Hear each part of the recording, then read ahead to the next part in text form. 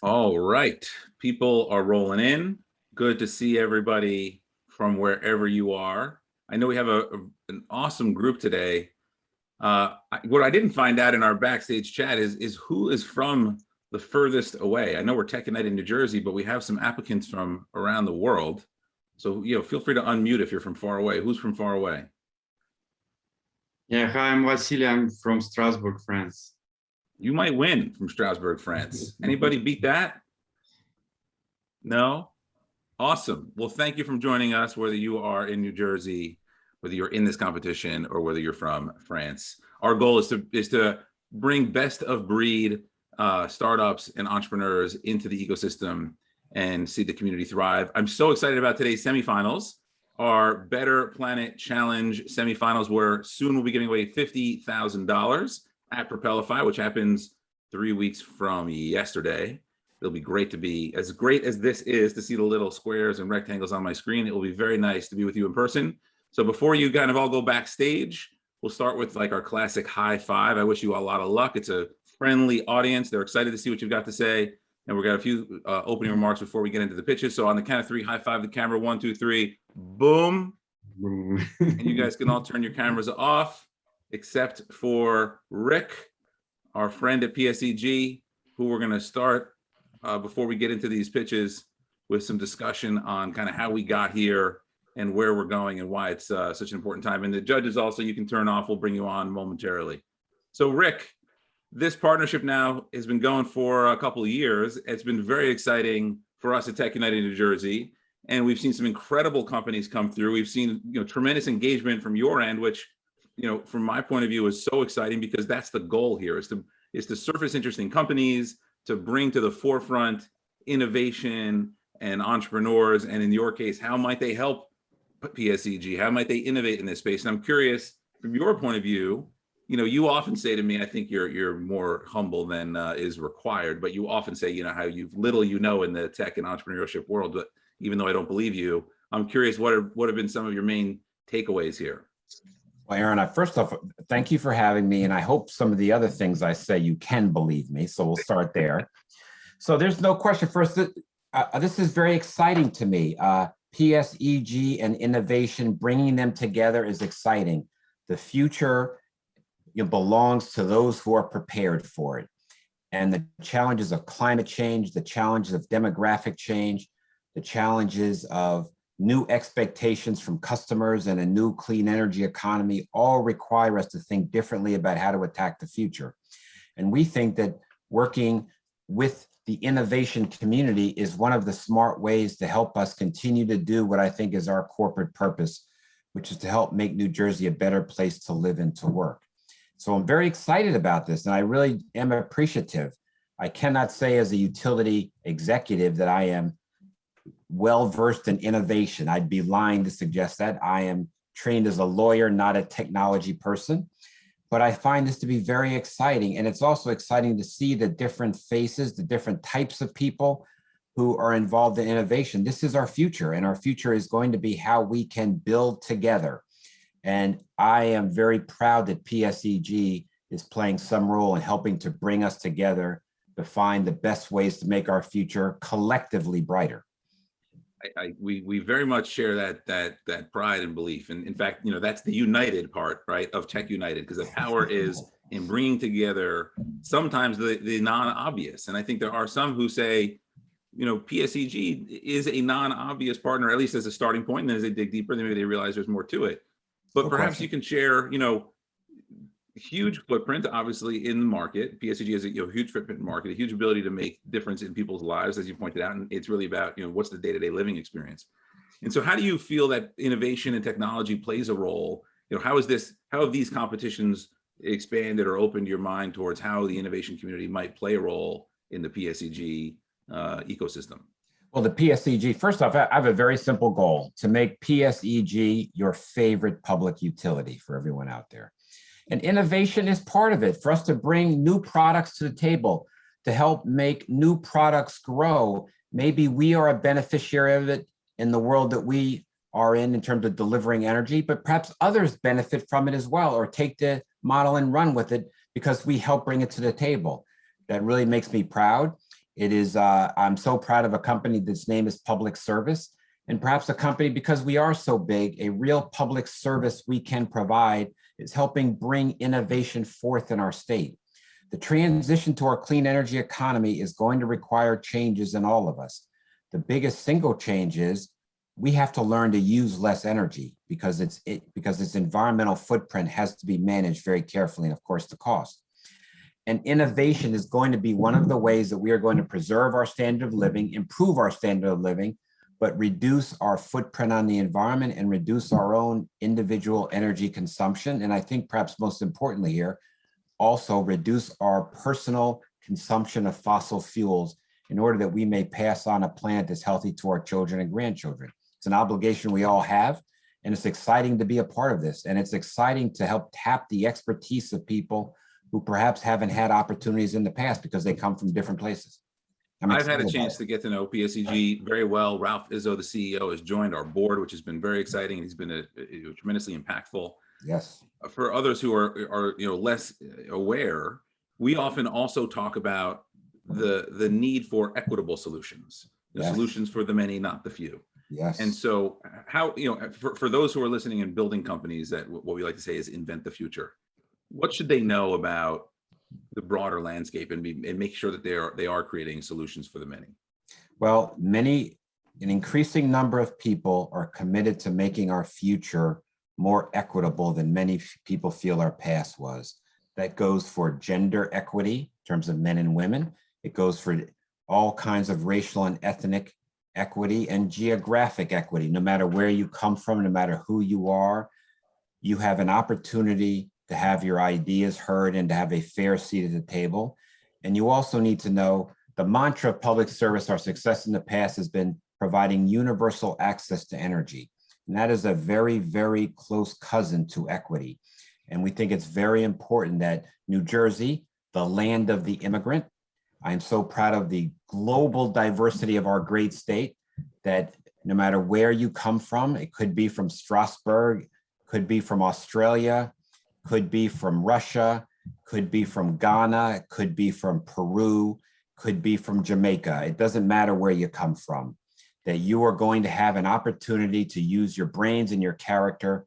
And in fact, public service is going to be one of those companies that's going to help us make a brighter future for all of us by trying to end some of the things in the past that prevented people from participating. And then last but not least, Aaron, global competition demands we get the best out of every person we have available to us. Any other strategy is foolish, and any other strategy will hurt our country and hurt all of our collective standard of living. So we are committed to equity. As you know, if you read the newspaper, not everybody is. It is something that you have to fight for, but it's something that is a part of building a brighter future. So I'm excited about being a part of making a more equitable future. Clean energy demands it. The fight against climate change demands it, and New Jersey will be a better place if we can do it. I'm with you all the way on all those points. We could probably spend the whole hour just on this discussion, but we're going to move on in a moment to hearing the pitches, which I'm very excited for. I just want to end though on, why is New Jersey primed to lead in innovation? What are some of the regulatory issues that we're ahead, and where is there an opportunity? If we're talking about government's role in this, where is there room for improvement? Well, a couple of basic things. First off, New Jersey is first off downwind from the interior of the United States. So when they burn fossil fuels to our west, we breathe it to the east. We have 130 miles of Atlantic coastline, and so we are feeling sea level rise intimately in our state, and it's very important. And we are the most densely populated state in the union. So the need for collaborative solutions in order for us to survive together have arguably hit us before a lot of other parts of the country.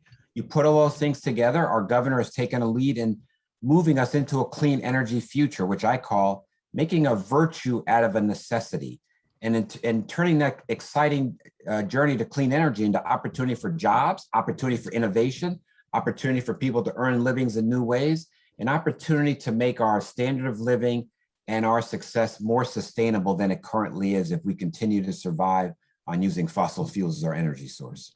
Very excited about it, Aaron. It's a very exciting challenge that we have to live up to, or our grandchildren will never forgive us.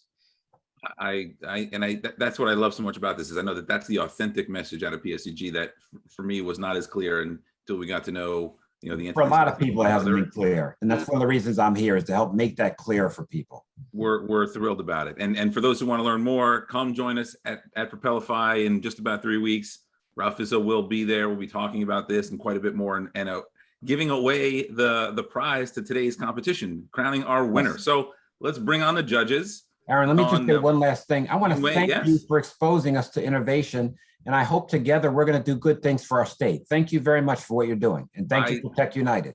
I really, as a quick aside, I didn't become New Jersey first wasn't my calling, but I've leaned in heavily on the opportunity here, and it's relationships with big corporates like this that give us a real edge. So I'm thrilled with this partnership, that we've brought on a few others, that we personally have had a chance to get to know each other. But this really is, for entrepreneurs listening, like, PSEG means it. They want to work with us, and they want to make sure we have a leg up. And so, Rick, likewise, I really appreciate the partnership here. So with that, Dawn Neville from PSEG, Steve Sokoloff from Tech Council Ventures, and Clark Smith from the New Jersey Economic Development Authority are our esteemed judges. If I could ask you each to quickly introduce yourselves. Clark, because of the fancy hairdo, we'll start with you. Hey, Aaron. Thanks all for having me today, and of course PSEG for their part of this event. Hello, everybody. I'm Clark Smith. I work for the NJEDA. We're a quasi-government entity charged with supporting our state's business community and growing the state's economy. At the EDA, I'm the Director of Innovation Programs. Very generally, my team focuses on the early stage technology, life science industries here in New Jersey. We offer a variety of programs to build out our innovation economy. So thanks again, and good luck to all. Awesome. Thanks, Clark. And congrats on the announcement today with HAX. Very exciting, with the new accelerator coming to Newark. Dawn, you're up next. Thanks, Aaron. Thank you very much for having me. And I love the PSEG Love Fest. Obviously, I am the manager of electric transportation at PSEG. So I am implementing programs to expand access to public DCFC and level 2 charging infrastructure. I'm also leading the proposal that we want to do for medium heavy duty that we'll submit early next year. And I'm helping steer our own internal fleet conversion. Awesome. Thank you for having us, and or being here with us, and again for that partnership. We love it. Steve. Aaron, I'm nice Steve to see Sokoloff. Nice to see you at Tech Council Ventures. We are an early stage venture fund that's been investing in New Jersey and the surrounding states for about 20 years. We love our partnership with TechUnited and the New Jersey EDA, and we love investing here because we've just got a great set of entrepreneurs and innovators, and we've got corporations like PSEG that care about startups and innovation. So awesome. Looking forward to hearing today's pitches. For those who are unaware, check out techcouncilventures.com. Great fund, really impressive investments and returns. As a reminder, if you are, treat this, if this is your first time with us, treat this virtual event as if it were an in-person event, meaning jump in the chat, say hello, say where you're from, say something you can help people with. I know it's hard for these to be interactive. I'm sure there's a decent amount of Zoom fatigue, but hopefully we're getting closer to out of this mess, but drop in and be a participant. Also, if you have questions, drop them in and I will try to work them in as we go. So the first company up is Ayateka. On deck is IQ High, so please be ready. They are all backstage. They have a minute to present. We will cut them off. Then we'll do 2 minutes of questions. And if Ayateka is ready to go, I don't see a camera on, but I do see a slide. Are you there? There we go. Happy to turn my camera on. Hello, everybody. My name is no pressure, but you're first. Are you ready? I'm ready. Here we go. Whenever you're ready. Ready to start. Hello, everyone. Pleasure to be here. Thank you for the invitation. Honored and proud. My name is Oleg Loganov. I'm founder and CEO of Ayateka. Ayateka is a New Jersey company, have been here since telecom days and continue to work in the New Jersey environment. But interestingly enough, do a lot of work outside of New Jersey and globally. So what is Ayateka? Let's talk about first where we are today. Transportation is responsible for about 1/3 of greenhouse emissions. How do we solve this problem? How do we decarbonize the world? We will address transportation. But in order to address decarbonization of transportation, we need to marry two very large ecosystems together. We need to combine the efforts that exist today in the electricity world and the efforts that exist in transportation world. How do we bring those mega ecosystems together? Ayateka here is to help. Our goal is to make transition from fossil fuel transportation to electrified transportation seamless and simple. We provide a platform that helps our customers to simplify and accelerate their transition. We marry the smart grid with intelligent transportation. Our customers are utilities, energy companies, automotive manufacturers, manufacturers of infrastructure equipment. Don, by the way, would love to talk to you about what PSEG plans are in level 2 NDC fast. We supply products to fleet operators and pure play CPO operators. How do we do that? We have developed a platform that spans across electric vehicle, charger, integration of charger behind the meter on premises, and a cloud platform that integrates with the power grid, with energy delivery, energy sources, monitoring, Internet of Service like services that allow us to manage the charging network, as well as value-added services such as advertisement, as an example. Oleg, we are out of time on the minute, so I got to cut you off. We can try to address some of these things in questions. Feel free to push the conversation with the things that didn't work for you. Steve, I'm going to go to you for the first question. I understand that, Oleg, the sort of big picture you were drawing about the opportunity, the need, and these big ecosystems that you're drawing together. But I think maybe you just ran out of time, but I didn't get down to kind of what exactly Ayateka is doing to help. Great question. We provide a full stack solution. We provide modules that are enabled with intelligent software that can be built into the vehicle and make it intelligently connected to the charging infrastructure. We build modules, chargers, and software for the chargers that allow our customers to build intelligent chargers. If you look at the infrastructure bill that is currently under consideration, in order to get funding, you have to have network connected, interoperable, and capable of being monitored charger in the infrastructure. We enable our customers to go from 0 to 60 and build this charger basically in 3 to 6 months with everything that we provide. And of course, last but not least, is the total cost of ownership that is comprised out of cost of equipment itself, but more important is the cost of operating this equipment. And our cloud platform brings to our customers the ability to minimize upfront cost on the infrastructure and cost through the operation by managing demand charges, integration with other energy resources behind and above the meter, as well as minimization of the downtime through remote troubleshooting and management. Unfortunately, we are out of time. Very interesting, Oleg. Thank you for the pitch. And to be clear, the judges have seen materials prior to getting on, so this is more of a highlight. It's not necessarily meant to be the full pitch, but as a reminder to the entrepreneurs, time management is critical to getting these messages across. Okay, thank you, Oleg. Appreciate it. Pleasure. Next up, what? Pleasure. Oh, great. Thank you. Next up is Iga from IQ High. Hi, everyone. Can everyone hear me well? We sure can. All right. I'll start my pitch. Climate change is one of the most serious problems we're facing in this century. We are IQ High, a battery tech company, provides SaaS solutions powered by data and AI technologies to help EV industries to energize and accelerate the entire product lifecycle, meanwhile improving the battery safety, capacity, and durability.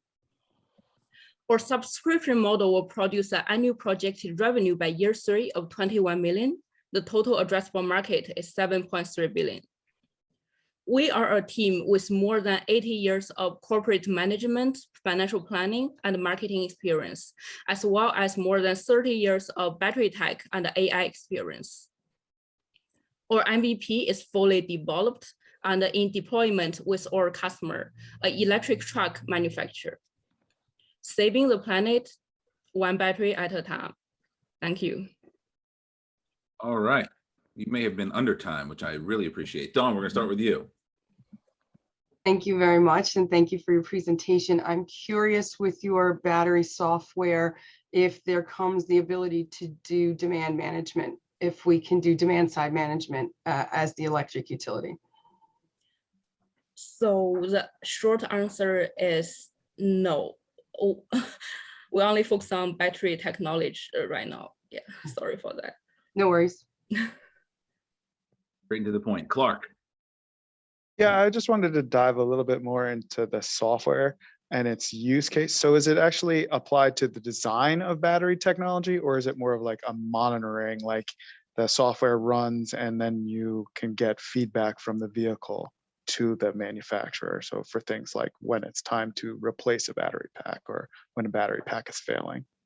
Yes, we actually take some monitoring data and build a real-time feedback loop to help the design process. Okay, cool. Steve. So you're working with a truck manufacturer, you said? Yes. And so, but you must be working with some battery supplier as well? Yes, they are building battery packs themselves. I see. And you're providing the software stack for them? Yes, we are. Gotcha. Thanks.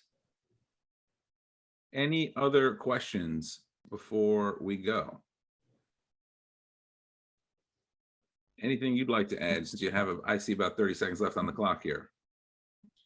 I want to add that I'm also a climate change and energy depletion advocate, like personally, and I think I'll devote my next maybe 10 or 20 years fighting for this big challenge. Yeah, myself personally. Yeah. Why do you think your company should win versus the other 9? I think we're addressing a very big issue and will grow really big. Yeah. All right. Thank Let's you. see what Alan from Link City, who's up next, has to say about that. Thank you very much. Good job. I don't know who's beeping, but it would be fantastic if we got that turned off. Is that you, Steve?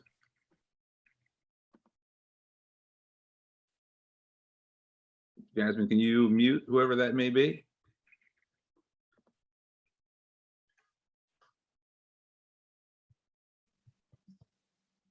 All right. I think the beeping's gone, right?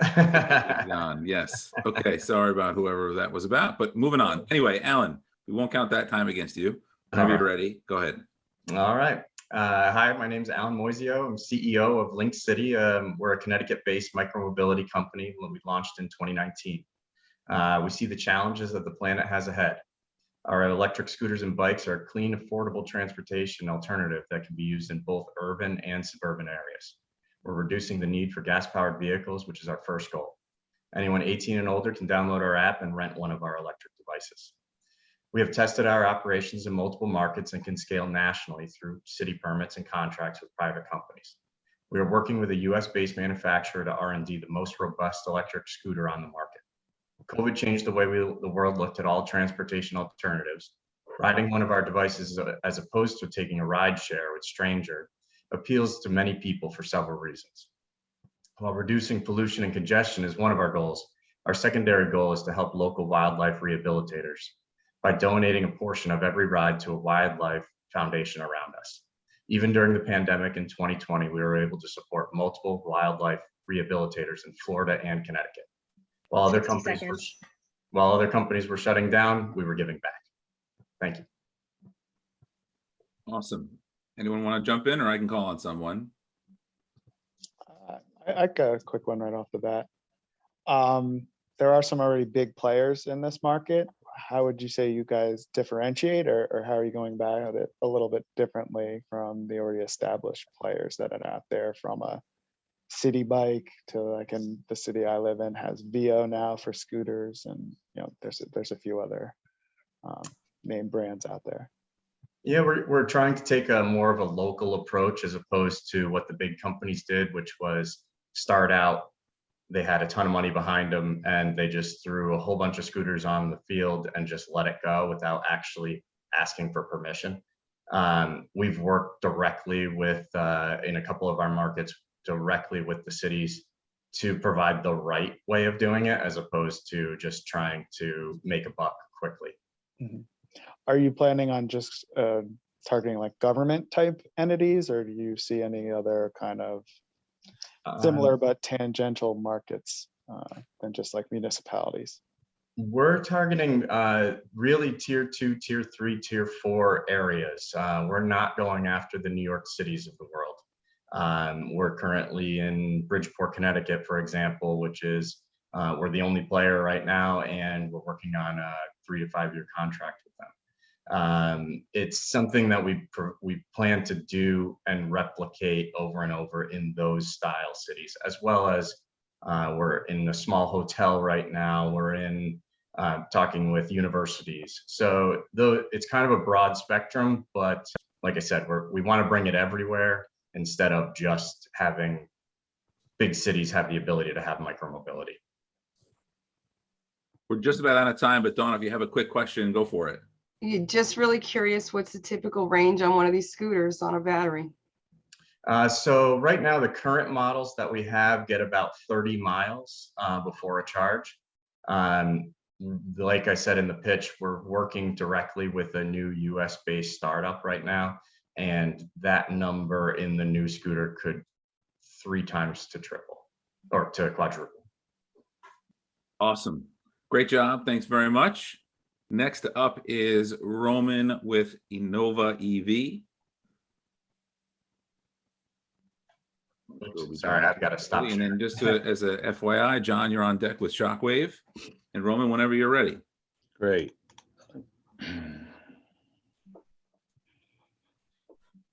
Okay, good. Hi, my name is Roman Karopis, founder and rapidly in cities, campuses, and communities are embracing the opportunity. We have witnessed rapid expansion of ride hailing and bike scooter sharing across the country in recent years. However, these solutions for short duration transportation, aka first mile, last mile, each have inherent flaws. Uber and Lyft have drastically inflated their prices. Bike and scooter sharing does not meet the needs of many older or physically challenged customers, does not provide functionality for storage like groceries and briefcases, and can be unsafe, particularly without helmets. Innova EV car sharing fills these gaps with affordable, safe, and all-weather low-speed electric vehicle, the Dash. Dash is an affordable solution for every city, campus, and community looking to solve issues such as equity, sustainability vis-a-vis climate action plan, safety vis-a-vis Vision Zero, and for mobility, data, and insights. With $50,000, we would build cars and launch a pilot in New Jersey in the first half of 2022. Thank you so much for listening. All right, let's get to it. Dawn, start with you this time. Yes, so where are the vehicles kept, maintained, and how, where's the charging infrastructure needed for those? So we're based here in Chicago, Illinois. We manufacture the cars. We developed the sensor stack and the gateway and the cloud environment where we collect data from all of our vehicles every 10 milliseconds. And number 3, we created the mobility as a service. And 4, we provide a charging infrastructure, which includes solar, to all of our projects. So we have deployed pilots at University of Wisconsin, University of Washington, University of Pittsburgh. We've been working here in Chicago with ComEd and Exelon over the last 4 years in south side of Chicago, providing senior mobility in an underserved community. And we're looking to scale. And that's why I'm here today, is looking for capital and to come to New Jersey. Awesome. Clark, can you get up to New Jersey? Maybe. I do have a quick question. You might have mentioned it. I missed it. Are they fully autonomous? No. Today, it's no. You drive the vehicle, and it's a 2-seater. We also have a 4-seater. We were part of the Smart City Challenge that Columbus won. We partnered with Ohio State, and there are 2 vehicles there being tested, level 3 currently. And last question for Steve. Yeah, I was going to ask, it seems like kind of an expensive city deployment. Can you just talk a little bit about economics? What does a city deployment cost you? Sure. So we, with our funding, we will provide a turnkey between 20 and 30 cars for a campus, which would include some solar charging and some regular level 2 charging. We fund that with capital, and then our biggest revenue source is the advertising on the vehicle. We've proven over the course of the last 5 years, we've been able to generate over $5,000 per car per month with utility partners and selling also data. So we fully subsidize the program and keep the pricing extremely affordable. And that's the way we've been able to prove our model. Roman, we're out of time, but real quick, what is the approximate cost per vehicle? So we do not sell them. It's all part of the service that we provide. But a full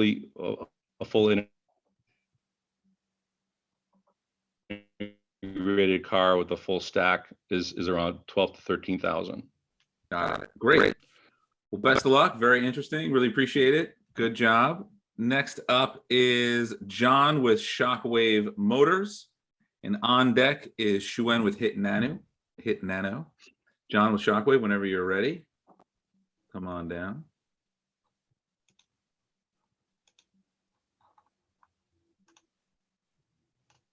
Or not.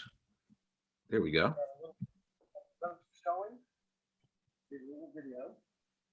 John, we can just barely hear you. Oh, yes. John, we're going to come back to you because we're seeming to, oh, wait, you there? Hello. Is it just me? Steve, do you hear him at all? Very, very low. It's very, very low, John. I'll get that in a second. Right now, I've got my. Why don't you take a look at your mic settings and we'll swap the order and come back to you in a moment. I'm going to ask Shuen from Hit Nano, put you on the spot, see if you're ready to go. John, I'll come back to you next.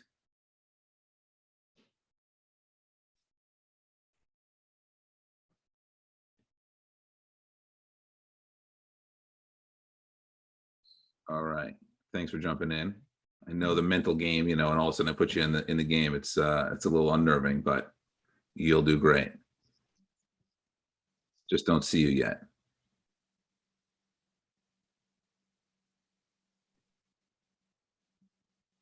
There we go. Okay. Oh, hear me well? We can hear you fine. Okay. So. Whenever you're ready.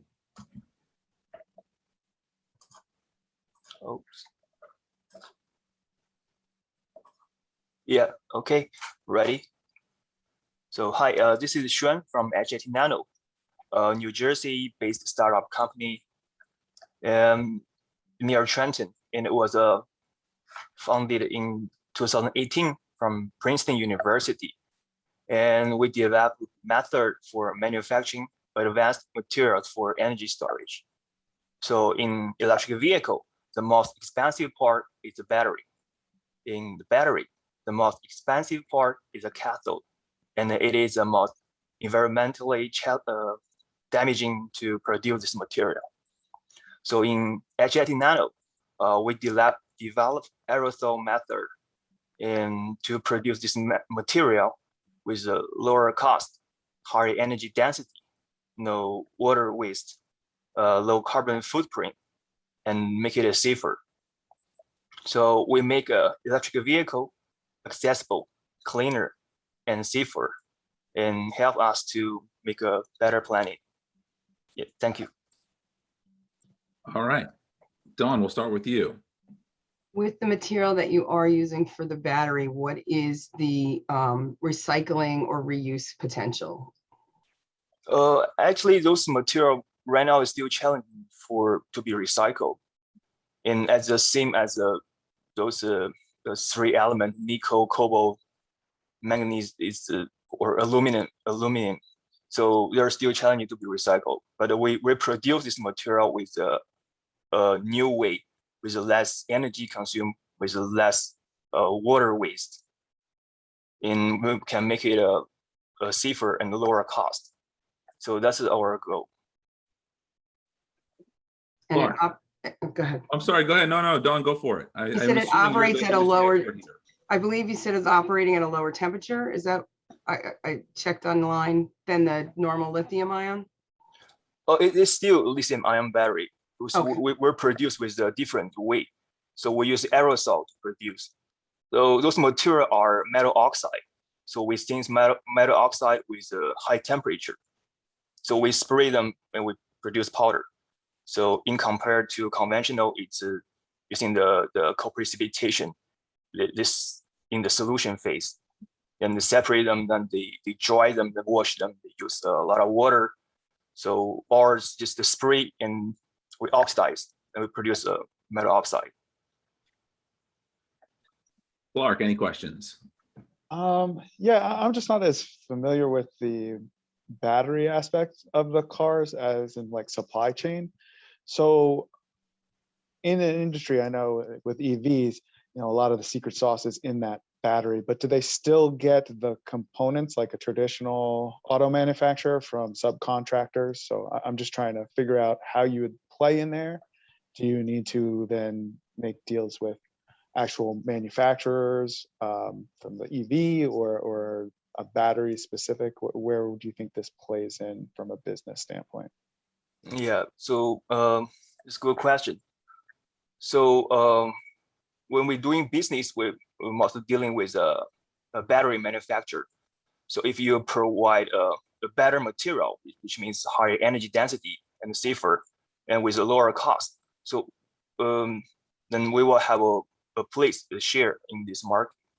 And since this is a whole new level of producing the material, so we will reduce the cost, reduce the carbon footprint. So it's possible to change this completely. All right. Excellent job. Thank you very much. We're out of time. We're going to try John again, if you're ready, John. John from Shockwave Motors. Steve, while he gets set up, do you have any recommendations for, oh, he's here. I'll give you this question later, but I want to make sure we stay close to on time. John, I understand we're just going to show a video. Is that right? That's correct. Okay. For some reason, still get very low audio, but let's give the video a shot.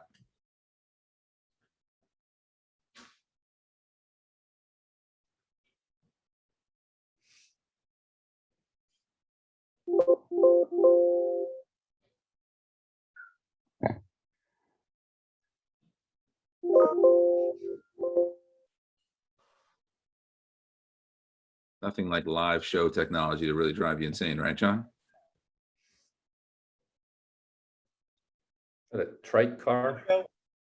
Hello, I'm John McMillan, and at Shockwave Motors, we make electric cars cool by providing a high-performance, all-electric roadster that's economical, pollution-free, safe, and fun to drive. We designed the roadster with the commuter in mind, so we're not trying to be all things to all people. We've got a top speed of around 75 miles an hour. It seats three, one in the front, two in the back. Our top convertible, so the top lifts right off. With that off, you'll see a roll bar protection system, seat belt, shoulder harnesses, wheel crumple zones, and what we call a passive crash avoidance system. So what really sets us apart, though, is the roadster plugs into any standing 120 volt outlet anywhere for a complete recharge in about 8 hours. No other electric vehicle on the road today can do that. We've got to have special level 2 chargers, 220 volt systems, and so forth. So we've focused on the range anxiety issue, providing convenient and easy use. At Shockwave Motors, we believe the future is electric. Join with us and let's build that future together. Well, I had a little bit of trouble on the audio, but hopefully we can make this work. Hopefully. Clark, oh, I hear you a little bit now. Clark, let's start with you. Yeah, I've switched it over.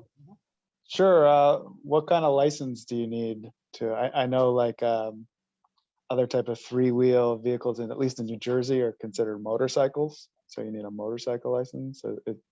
I'm maybe it varies state to state or something like that. But. There's a little variance in what's going on.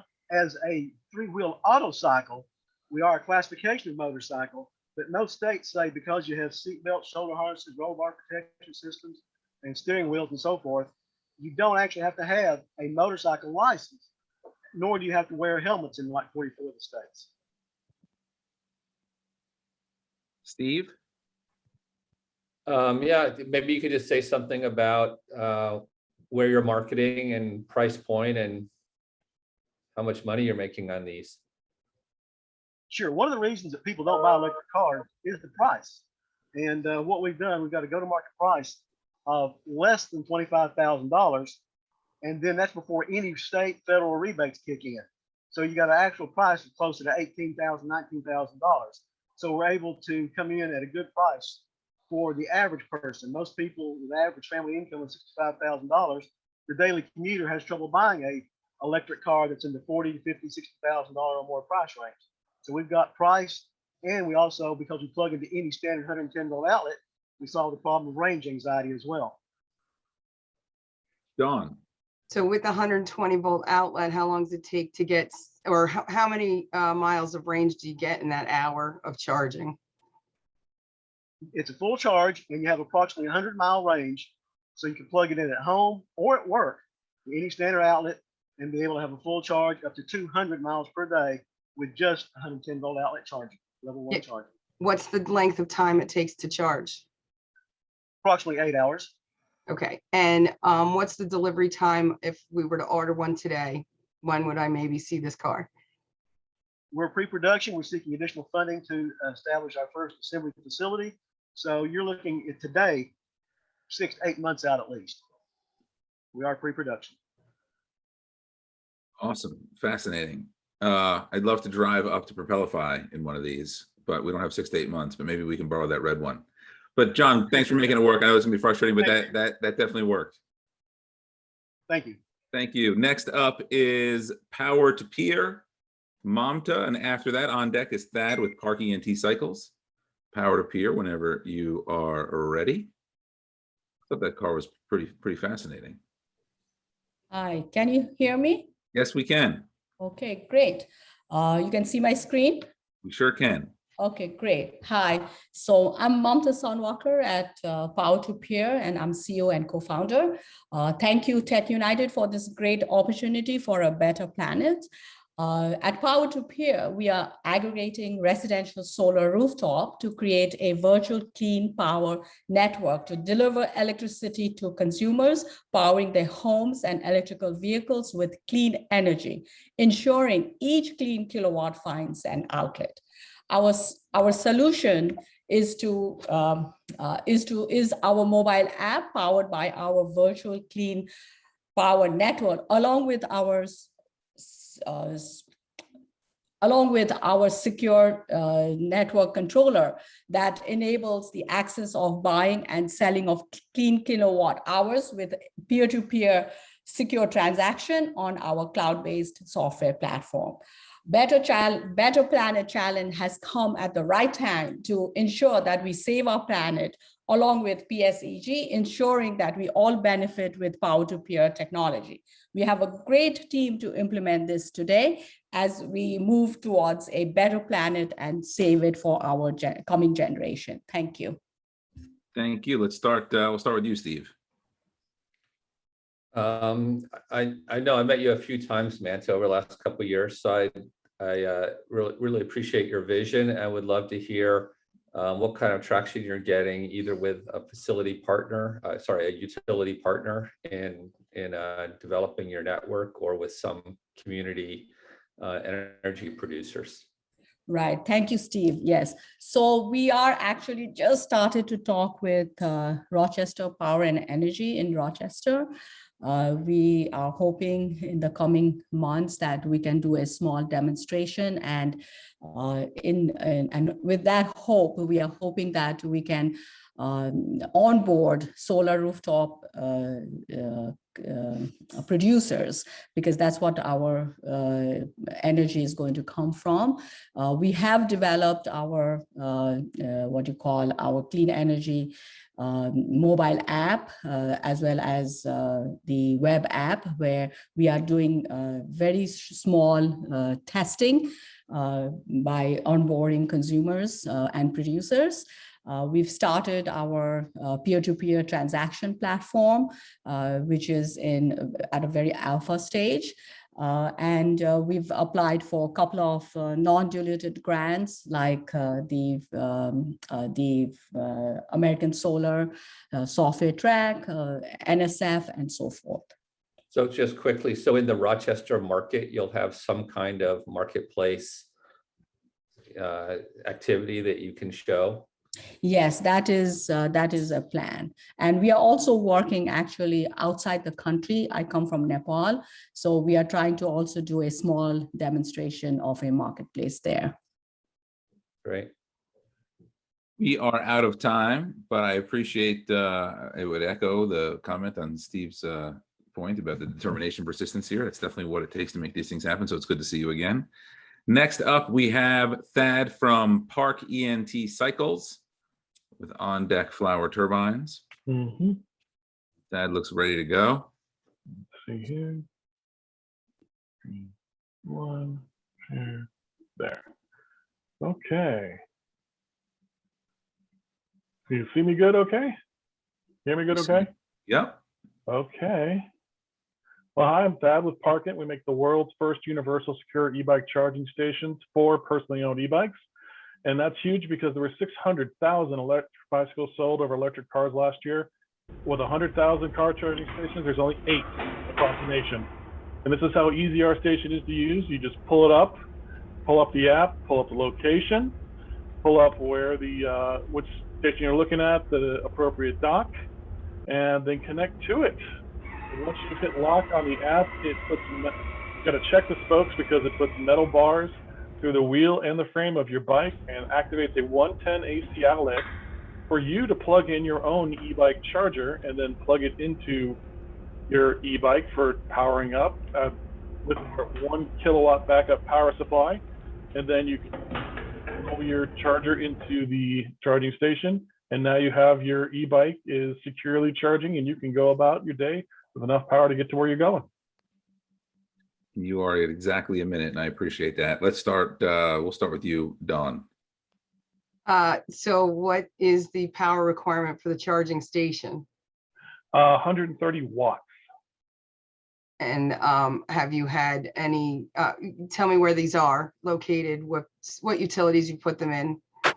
We've just installed our first one into Atlanta Tech Village in Atlanta, Georgia, and have it plugged in. And we're currently talking with several solar companies to have them be a solar powered unit to take the place of 1 car charging space, where we can fit 6 into a car parking space, being able to supply service to 12 bicycles, 12 e-bikes, actually.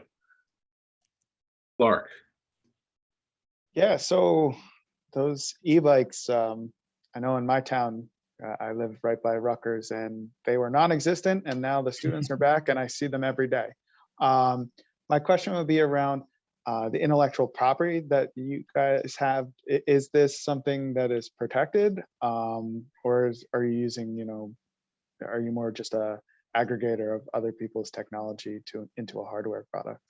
We have a utility patent issued on the station itself, and then that's the station structure, and then we actually use over-the-counter electronics to plug it in for the charging. Great. Steve. But I think I'm just trying to make sure I understand. So this charger is something that I would put in my garage for my personal e-bike, or this is something that you'd sell to a campus or a building for people to charge their e-bikes, while they're there during the day? Actually, all of the above, since e-bikes are the #1 thing stolen out of people's garages nowadays, but also mainly for putting it out into commercial campus areas for people to get bump up charging so they can have the power to when they need to go, because e-bike riders suffer from not only range, but security anxiety as well. So they need to have, we solve both of those issues for them. I see. How many have you sold so far? We've sold 1. The station you see there was a sponsored station that we have installed, and we have more in production here in Atlanta, Georgia. All right, we are out of time. I appreciate that. Although I'm hoping we can change the names of like range anxiety and the other anxiety. I don't need any more anxiety. We need something that's just like range calmness. Anyway, thanks, Dad. Really appreciate that. Congrats on the first installation. Flower Turbines, who I know couldn't be here, but submitted a video that we're going to air right now. Hi, I'm Dr. Daniel Farb. I'm the founder of Flower Turbines. We make unique small wind turbines that are noiseless, efficient, and beautiful, and they can be clustered and improve each other's performance. We are already in the electric transportation infrastructure business because we already provide charging poles on and off grid, incorporating our wind turbines. And also the wind turbines can be used at gas stations and other points to provide local sustainable energy for the increasing need for electric transportation. Oh,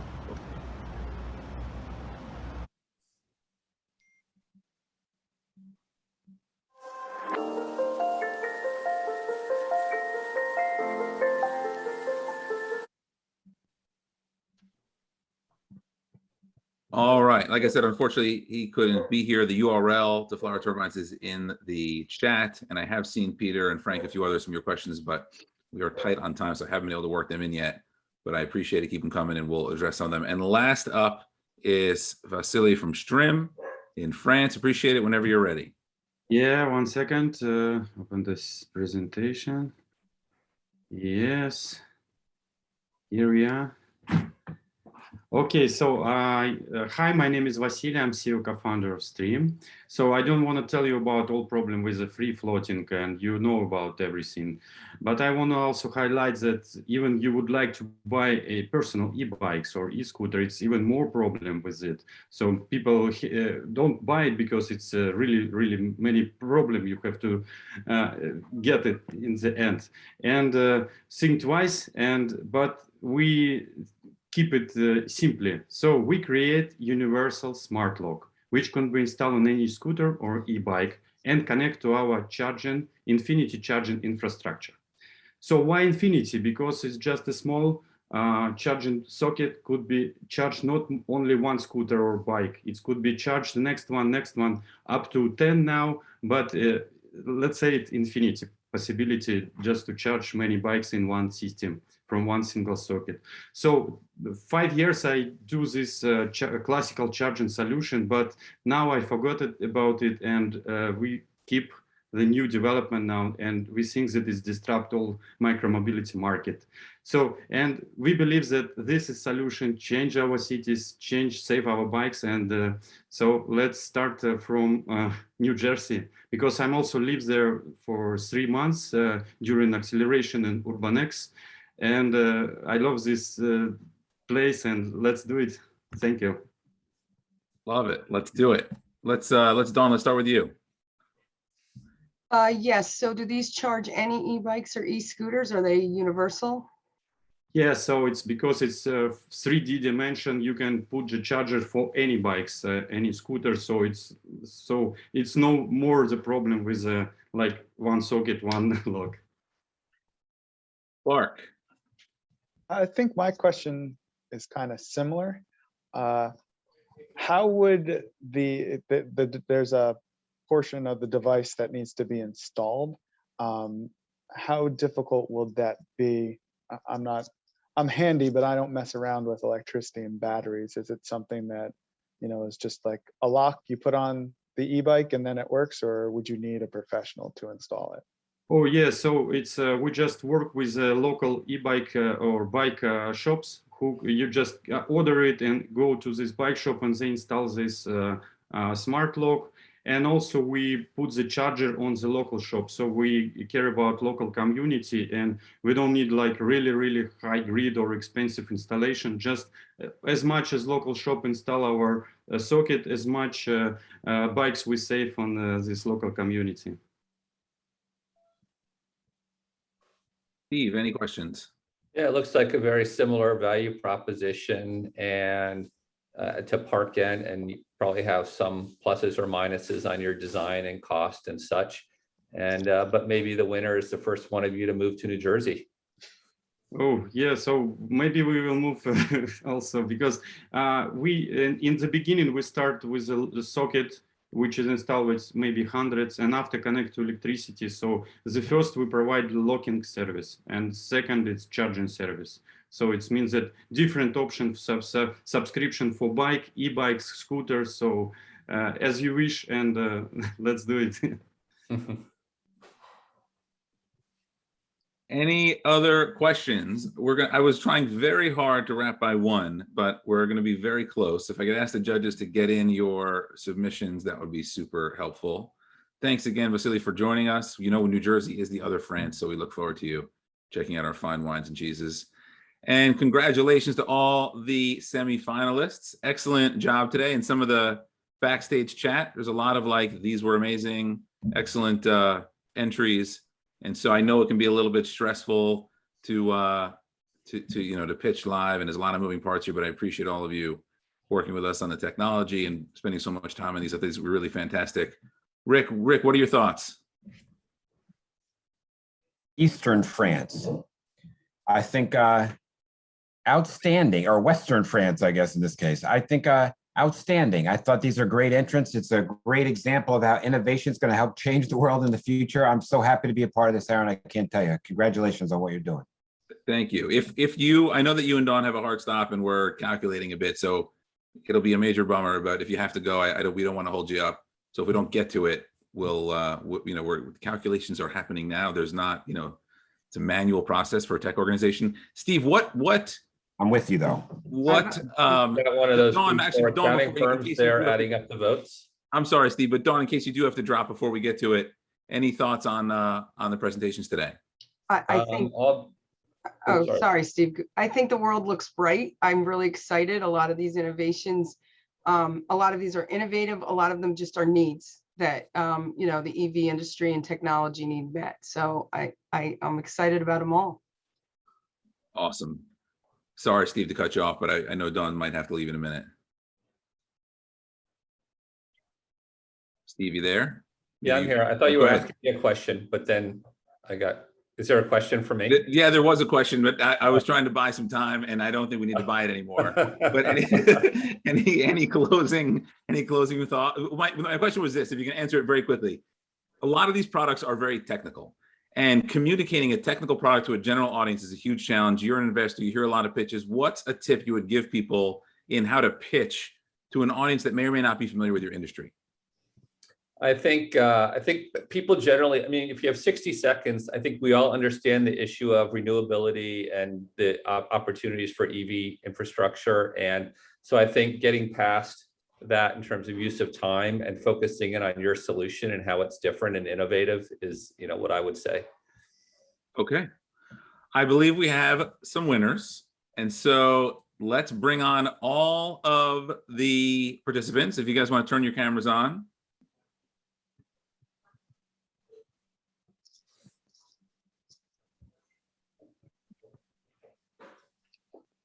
All righty, I got to find the winners. Be nice if I knew who actually to award. So thank you so much for joining us. I really appreciate it. It's great to have so many incredible companies here with us today. If maybe you guys can give us a little, well, you're all muted, so the drum roll won't really work, but I'll do one of these for you here. The top 3 are Hit Nano, Ayateka, and ParkEnt. So congratulations, you're going on to Propelify's finals for a chance to win $50,000. I hugely appreciate it. If we were in person, I'd have like bells ringing and lasers going, but it's a little hard virtually. But I really appreciate all of you joining us today. I appreciate so much of the dedication to putting these pitches together. I've done a lot of myself. I know it's stressful, and you're putting yourself out there. You all have really fantastic ideas. I wish you the best of luck. We'll end with the high five on the count of 3. 1, 2, 3. Boom. Congratulations. Thank you so much for joining us. And we will see you October 6th for the finals, where we're going to give away 50 grand. Thanks, everybody. Take care. Thanks, everyone. Take care. Bye-bye. Thank you.